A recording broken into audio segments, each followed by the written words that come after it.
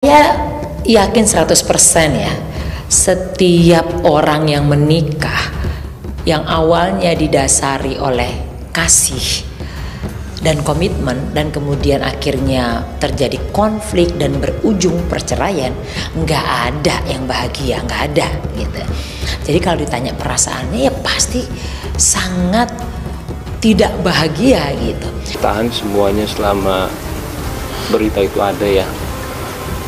Mau saya dibilang pelit, mau saya dibilang beda-beda dia sama orang lain,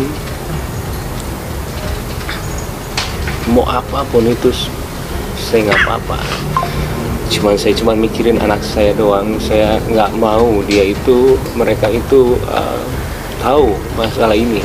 Saya itu baru dibilang pelit sama satu orang, itu istri saya sendiri. Saya juga sampai bingung. Saya nggak pernah dibilang pelit sama orang seumur hidup saya. Kalau saya pelit, bagaimana mungkin saya menafkahi keluarga dia? Tanggungan itu ada di saya. Adiknya kita pekerjakan di sini. Adik yang satu lagi juga saya menyiasati untuk buat YouTube tanpa saya mengambil uangnya sama sekali. Saya lebih kayak mengumpulkan, ayo buat orang tuanya pun tiap bulan saya kasih melebihi dengan orang tua saya. Setiap bulan itu di atas 100 sampai 300 sampai hampir 400 juta itu dikategorikan pelit, ya Anda yang menilai, bukan saya. Karena kategori ini itu adalah penilaian seseorang. Mungkin mereka tidak tahu. Harusnya kalau misalnya begini, tatkala seseorang udah sampai pada puncaknya kesabarannya dan dia sudah menyampaikan, itu berarti batas kesabarannya sudah berakhir. Dan dia ada kalimat, apa yang saya sampaikan sekarang itu baru sekian persen, jadi 10 sampai sekian persen, berarti banyak sekali rahasia-rahasia yang masih dia tutupi untuk menjaga seseorang. Yang paling sensitif pun saya tahu, tapi kan saya nggak boleh menyampaikan. Saya hanya diamanati terkait dengan uang itu aja. Karena saya juga ditanya, ya oke, saya sampaikan Bang, karena ini keinginan kamu, saya sampaikan. Memang tiap bulan ada 100 lebih, ada 200 lebih, ada 300 lebih.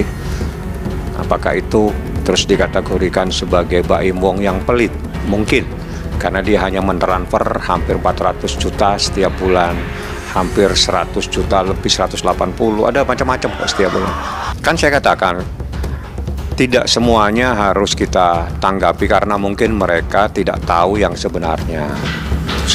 Berarti dengan pernyataan Abang tidak akan ada langkah hukum dan lain-lain ya Bang? Enggak. Kita jangan, ini persoalan sengketa batiniah. Jadi manakala sengketa batiniah sudah tidak bisa lagi dipersatukan, memang harus diakhiri.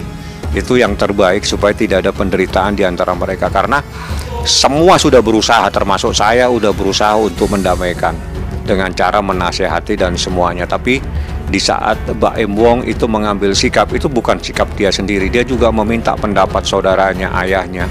Semua orang, banyak orang dimintai pendapat sebelum dia mengambil sikap untuk mengajukan gugatan ini. Makanya saya bilang ini bukan hal yang mudah, memakan waktu setahun lebih. Namun kita perlu tilik ya. Setiap orang mengambil sebuah keputusan itu pasti ada dasarnya. Atau ketika seseorang nggak mengambil keputusan itu, tapi dia ditempatkan pada situasi yang tidak enak gitu bagi posisinya, itu pun jelas-jelas akan membuat rasa tidak enak. Jadi itu perasaan yang sebenarnya cukup, atau saya sebut saja akan berlaku pada setiap orang. Tidak ada benar salah ya, karena anak itu kan usianya juga rentang 0 sampai 18 tahun ya. Jadi usia anak itu pengaruh.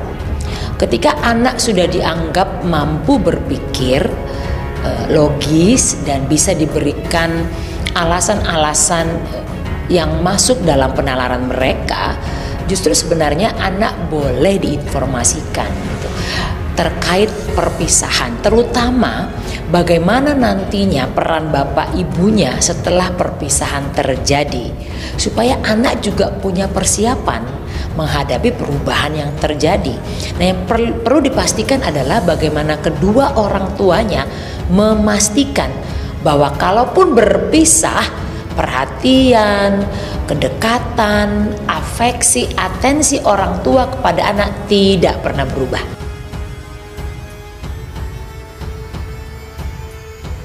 Pesan orang tua ke Baim Wong sebelum isu cerai dengan Paula Verhoeven menyeruak, emang.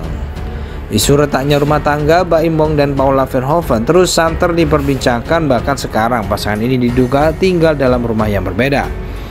Dugaan itu mulai dari pernyataan Baim Wong saat berbincang dengan Melanie Ricardo baru-baru ini, sembari mengiyakan Baim meminta doa yang terbaik untuk rumah tangganya. Paula yang gak enak di sini, Im. Paula gak ada di sini, Im, tanya Melanie. Jawaban dari Baim Wong soal ketidakhadiran Paula di rumah mereka semakin membuat publik menaruh perhatian kepada pasangan tersebut. Persoalan terkait pernikahan orang tua hingga mertua juga turut dikulik. Menariknya soal orang tua, Baim Wong sempat mendapatkan wejangan yang menarik mengenai pernikahannya. Orang tuanya menggunakan pernikahan mereka sebagai contoh dalam menjelaskan situasi kepada Baim Wong. Kamu setuju bahwa pernikahan itu sulit? Tanya Melanie mulanya. Ya sulit, jawab Baim Wong. Orang tua gue juga, saking lengketnya bilang emang mama papa cocok? Enggak, cerita Baim. Kemudian orang tua Baim Wong menggunakan sifat terburuk pasangan sebagai contoh. Bukan soal lari, melainkan menghadapi sifat tersebut. Gimana caranya kamu lihat sifat terjelek dari pasangan? Kalau kamu bisa menghadapi sifat terjelek dia, kawinin. Kalau enggak, jangan, tambah Baim Wong. Dibilang cocok enggak, tapi kamu harus mengalah ketika sifat itu muncul, tambah Baim Wong. Berbicara soal kecocokan ayah, dua anak ini juga memiliki pandangan yang tegas. Gak ada yang cocok 100%, kata Melanie. Enggak, siapa yang di dunia ini cocok 100%? Bohong, semuanya cuma soal saling ngalah, tegas Baim Wong.